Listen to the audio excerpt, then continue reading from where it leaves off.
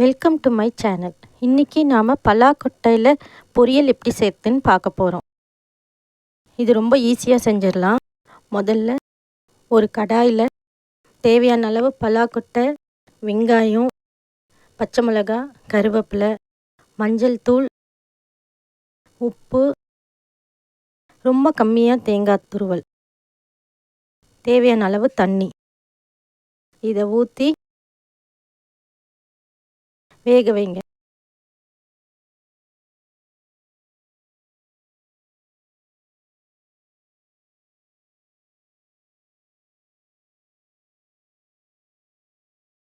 இது ரொம்ப ஈஸியாக செஞ்சிடலாம். ஒரு 1/2 டீஸ்பூன் எண்ணெய் மட்டும்தான் இதுக்கு தேவைப்படும். ஓரளவுக்கு நல்லா வெந்த உடனே 1/2 டீஸ்பூன் எண்ணெயை ஊற்றுங்க. திருப்பி நல்லா அந்த தண்ணிலாம் வத்துற வரையிலும் வேக வைங்க. இப்போ அது நல்லா வெந்துருச்சு, தண்ணியும் வத்திருச்சு. இப்போ ரொம்ப டேஸ்டான பலாக்கொட்டை பொரியல் ரெடி ஆயிடுச்சு.